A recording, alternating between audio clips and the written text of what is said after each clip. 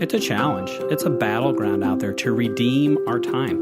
It is a battle, and obviously Satan does not want families to have time, to make time. It's not that we're not going to be busy, but how do we stay busy with the right things? In the studio today, I've got Brian Sutter and Craig Stickling. Welcome again, guys. Hey, thanks. Always good to be with you, Matt. And as you know, whenever I have these two brothers in, the topic typically is parenting. And so we're looking forward to the conversation here today, which is going to have to do with family time. Yeah, I think it does take intentionality when your budget of how much time you get is you've only got 24 hours, and that can go a lot of different directions, and you do have to be intentional to have some family time in there. You know, kids just want to be around their mom or dad. And there's times when they get maybe a little bit older that maybe that doesn't seem that way, but they really just want to be around us. And so looking at that time from a broader lens of not necessarily a planned event activity, but really how to make use of the time that we do have together just in the normal day-to-day life. Particularly as children get older and move into that teen stage, they may not want a lot of time with us, but as parents, if we're not intentional about having time with them, we're going to miss opportunities when they may be willing to give us more than 2 words. And so it requires parents to be available.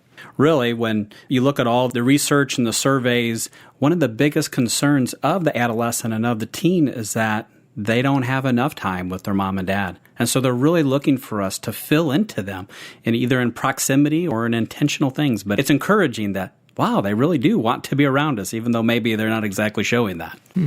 And from that perspective, just for parents to know that your children need you, it's an important role that God's blessed you with, and that they do need you, and they need you to speak into their lives. And that's, like across the board there, young to old. And that should encourage us as parents. So what does that time look like? I think that's going to look different from one family to the next. Just time around the supper table is very beneficial for families. It's hard to fight for that, but it's beneficial. That's not an activity, but just sitting next to each other, even if there's not a lot of communication or a lot of meaningful things going around there, just being around the table together is something important and valuable. Mm-hmm. It kind of evolved as our kids were little, and then as they started to get into adolescence and then even into high school, what that time around the supper table looked like. But we always wanted to make it a time that was fun.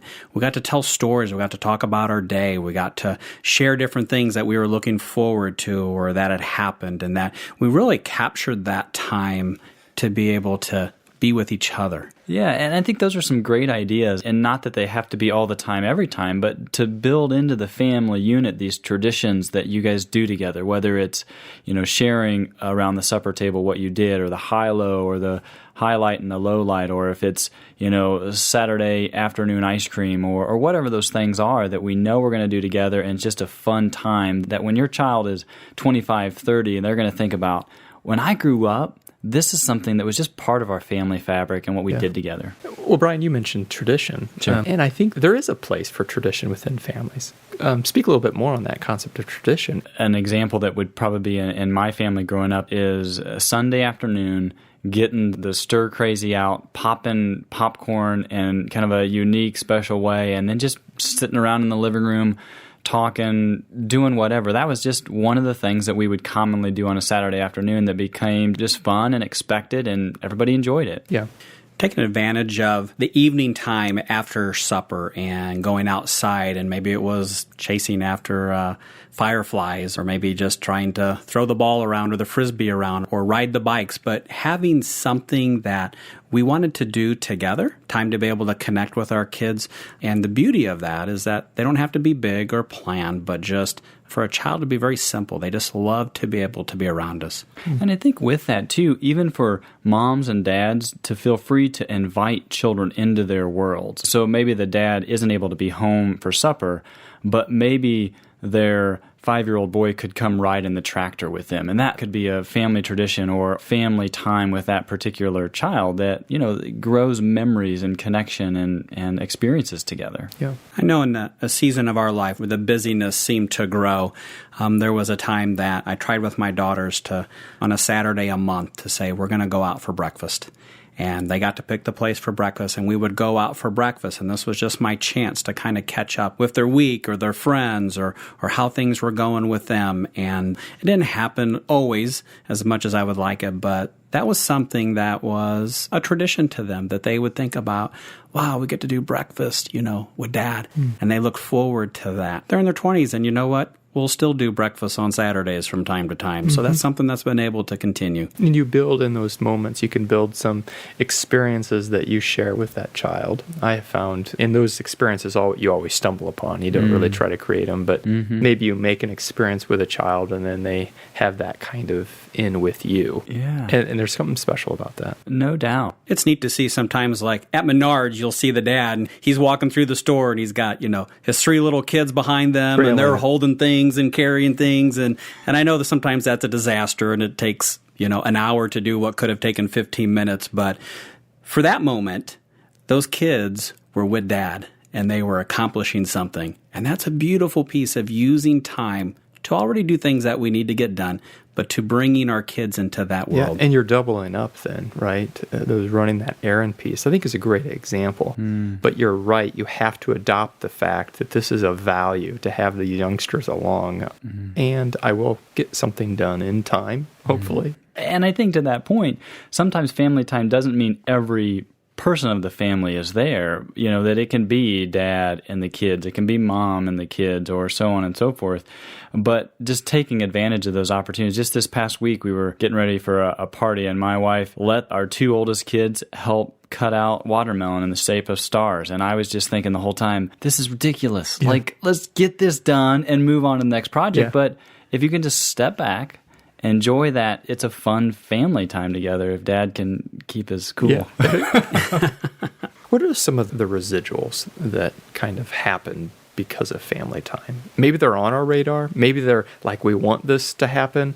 But perhaps there's probably some things that are a byproduct that, man, didn't even realize was happening. What a great thing to think through, and just the reality that as a 5-year-old or a 15-year-old or whatever watches Mom sort through a situation that has come on her radar, what they're learning about God, what they're learning about what's important to Mom, and theology and their biblical beliefs come into action in a very real way. And a child, whether 5 or 15, gets to see what it looks like believing in Christ. How does that affect Mom in this situation? Going back to the Deuteronomy verse, it really talks about that picture of loving the Lord thy God with all thy heart.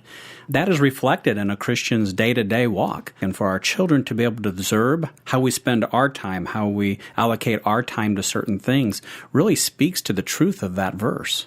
Yeah. And that can go for, the conversation around the supper table, or what they decide to buy in the grocery store versus, what they're doing in Menards, or how, Dad interacts when this person cuts them off as they're driving.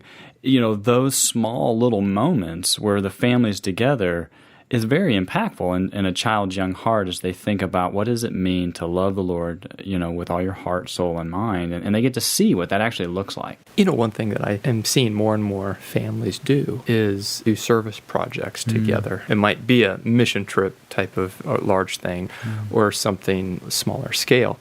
But there's a really important mind shift going on there that seems to have a great deal of value. Yeah. What another great example of a family tradition, whether it's in the fall, we help rake the neighbor's leaves, or like you're saying, on a bigger scale, going on a trip together. But yeah, having this mindset as a family that we're here to serve others and we're going to practically live that out, whether it's scooping snow or, helping somebody across the world.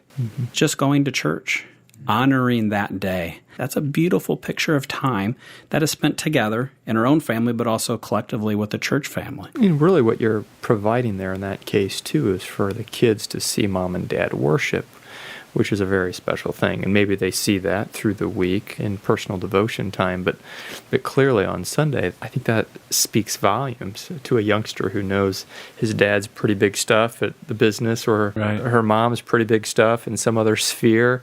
But yet on Sunday, they submit themselves to the Word of God and to fellowship. Is a pretty remarkable sight. Yeah. What a lesson that we get to share to our kids, that Sundays were still a day that we went to God's house. What are some things that make this difficult that we kind of have to overcome a little bit? I think I looked at something a while ago that said for adults ages like 25 to 55 with children, on average, they're going to have about 2 hours a day where they would be able to be home and there's no other kind of activities going on. And I'd say that's even being generous. On average, kids have 8 hours a day in front of a screen. And so that is definitely something that is vying for that already limited pocket of time. Yeah. Yeah. And even if you think about the implications of that, how that maybe impacts their young hearts and brains on how they interact with people and their ability to interact with people. And that's, one of the primary calls of the gospel is that we would be fishers of men and being able to care about people and love people. And of course, that comes from the Spirit working in us, but absolutely too, just in having those skills as we interact with people, and that can be hindered there for sure. Mm-hmm.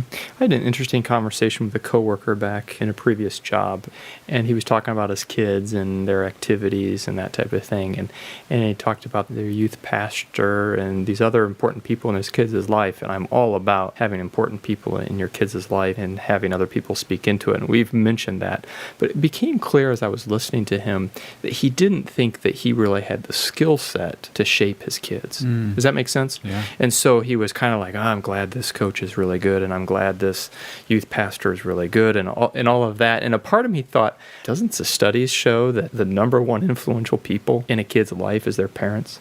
And we don't necessarily need to outsource Right. that. No, I think you're exactly right. Parents should be encouraged that there's something unique there about that relationship that God put within your child heart, that they just love you and they care about you and they want to be with you, even if you're not that great. And I think even in a previous job of my own, working with children who had really been hurt, like their heart was after their parent, even if they had made some big mistakes. They just loved mom and dad. Yeah. That should be a great encouragement to us, right? Right. When we kind of look in the mirror of the parental failure checklist there to say, oh, I just don't measure up, but then to look in the eyes of your little kid and to them, you are it. And those experiences don't need to be extraordinary, do Yeah. they? They're very simple. It's the small little things. It's not going to Disney World, or getting everybody together to go canoeing down the Mackinac. Those are great ideas. But no, it's just the simple, quiet moments of day-to-day life. Sadly, we think we have to compensate with just Disney World moments. Okay, that's the time. That's when we get together. That one vacation a year is really where we connect. And it's in the day-to-day, as the Deuteronomy verse talked about. Our kids are when they wake up in the morning and they come out with their blanket and pillow, at nighttime when they're ready for their prayers or just to snuggle. It's those moments that just really allow us to speak into their hearts. I've already been convicted when I have begrudgingly engaged in family time. You know what I mean? I don't have time for this. Whatever. Maybe it's tucking a kid into bed or having prayers with him, in my mind or his other places or whatever. And then something comes up later and they comment on how great it was and they insinuate what that meant to them. I just feel like a heel. Yeah. I just feel like, wow, I didn't enjoy that. Anyway, it's not a question. It's an admission, right? But anyway. Oh, it's so true. It's so true. I think one of the questions that I've been so convicted by in the same way there, Matt, is reading an author, and he was talking about giving his young children a bath, and suddenly it struck him, like, what am I in such a hurry for? Why do I have to get this done? Whenever I think of that question at bedtime, it's just like, okay, I really don't have anything that important to do. I am just ready to sit down with some quiet. It's easy to chase down my motives. It's selfishness. Yeah, that's right. That's what it is every single time. Oh, so frustrating. We know that there's sayings that have been done of the old men on their deathbed, and as they've had a chance to look back over their life, and do they wish they could have spent another X number of Saturdays or hours at the office or in the job, but would they say, I wish I would have taken more time for my kids? And that's something that I think each one of us get a chance to honestly reflect on. And maybe we're not able to free up 8 hours a week, but maybe if we honestly look at our schedule and at our time and to say, okay, Lord, what can I give? Maybe it just starts with a half hour a week. But if I can give a half hour, I'm going to give a half hour. Yeah. The time is fleeting, and Craig, you can speak to this better than I can, but it doesn't take long, and they're halfway out of the house, and then they're 3/4 away out of the house, and then they're out of the house. And it's not uncommon to find grandpas that really engage, I've also noticed, and that probably comes a little bit from that and said, all right, this is my next go-around. I am going to engage in my grandkids. So we're not just talking about moms and dads here, but grandmas and grandpas really can engage this as well. Grandparenting is a great do-over. Yeah. Sure. You know what, though? I used to ask my students in public school education, I used to ask at the beginning of the school year who their hero was. And the most repeated hero was Grandma and Grandpa. I just found that to be interesting. I know we talked about technology, and sometimes it's easy to point the bad finger. And yet when we look at maximizing our time and speaking into our kids, technology can be also a plus in that way. And to think about sending a text to one of your kids. Okay, on Monday, I send a text to this one. On Tuesday, and I just give them a special little thought. I'm thinking about you today. I hope you have a good day. I want you to know that I love you, or to reflect on something that you saw in them. And technology allows us to speak into our kids in a very special way. Yeah, and especially with social media now and all the apps, it is incumbent upon the family to kind of figure out what's the best mode, right, of connection. To use it as an and. Yeah. And it's an and, another way I can communicate with them. And I'll use a text today, and to be able to incorporate that into letting our child know that we are thinking of them. Well, Craig, also what you're saying to me right now is that I need to be thinking about what's the best ways that they connect, as opposed to coming on my terms, being thoughtful about, what is that venue? What does that look like for them? Yeah, for sure. And being in that realm, being willing to step into their world a bit and do what is maybe their natural mode of communication or time together, which is most likely outside of mom and dad's comfort zone. And trying to navigate that is hard, but I think you're right, important. I'd like you guys to speak to the extracurricular space, the activities that our kids are in. What are some of the rubrics and metrics that we should be thinking about when we think about activities? Yeah, well, I think the first thing maybe to start with is just realizing that there is a great deal of pressure to not only get into activities, but to get into them maybe beyond what generations before did. And that with that, there is going to be some cost. And that's not always to say that it's bad, but just to realize, okay, if we're going to invest that much there, what's the cost going to be? A few questions that I've seen or heard that have been helpful for me as I thought about this topic would be, so how's this actually going to affect our family time if we agree to do this activity or let a child do this activity? The next one would be, how much time is this actually going to take? How will it affect maybe the child's spirituality or their ability to participate in church activities? Another one that you may not think of is this something they can do after high school?